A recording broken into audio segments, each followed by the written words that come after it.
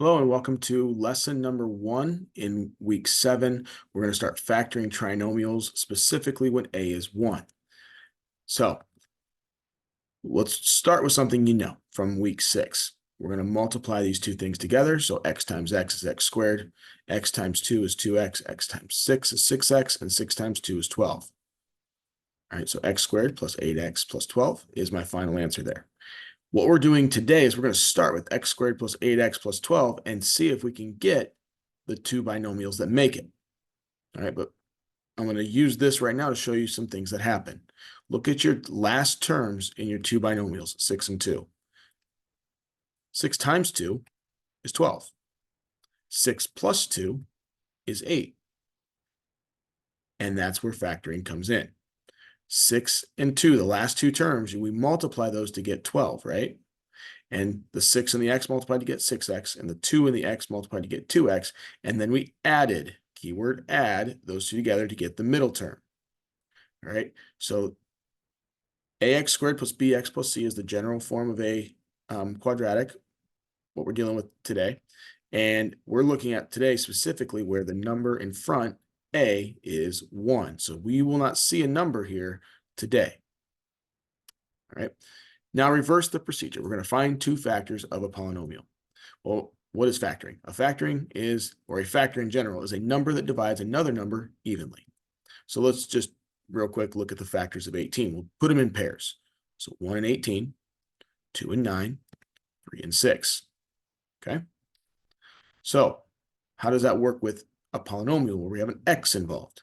Well, we know we're going to make two binomials. So I'm going to make a space for two binomials. I know that my two binomials have to multiply to give me x squared. So my first terms have to be x and x. Okay. Now we're going to go look at the factors of 12. These are the two numbers that multiply to give me 12. So I'm doing the factor pairs of 12. So that's 1 and 12, 2 and 6, 3 and 4. That's all of them. I want the factor pairs that not only multiply to 12, but also add to 8. So let's add 1 plus 12, that's 13. 2 plus 6, that's 8. 3 plus 4 is 7. So there it is. There's my winner, 2 and 6. So that what I do with the 2 and 6 is I just put them as my last terms.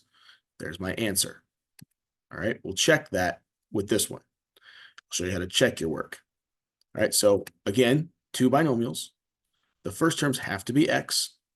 Now we're looking at factors of not 24, but negative 24.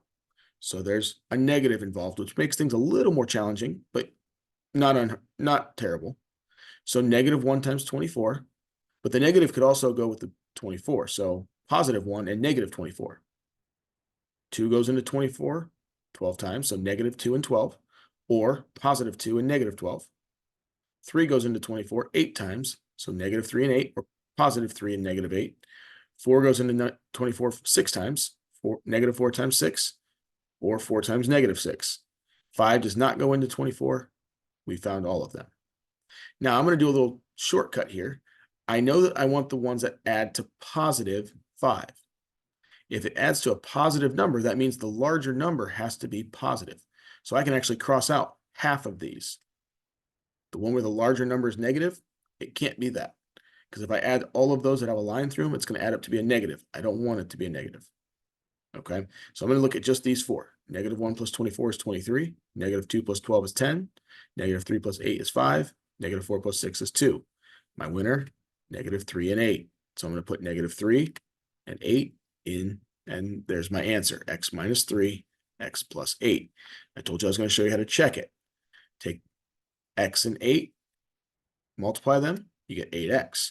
Take negative 3 and x, multiply them, you get negative 3x. Add those together, you should get 5x, and you do. There you go. All right. If the area of a rectangle is x squared minus 9x plus 20, find the perimeter. So here's a rectangle. Area, I've given it to you, is x squared minus 9x plus 20. Remember, area is length times width.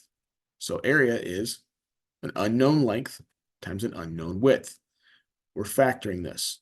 Two numbers that multiply to give me x squared are x and x. Now we're going to look at the factors of 20.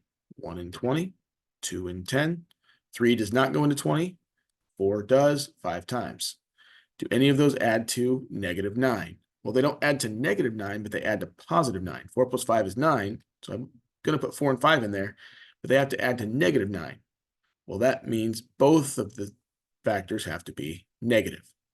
Remember, negative times negative makes positive. So there is the answer to this problem. That's the area factored. What that gave me was the length and the width.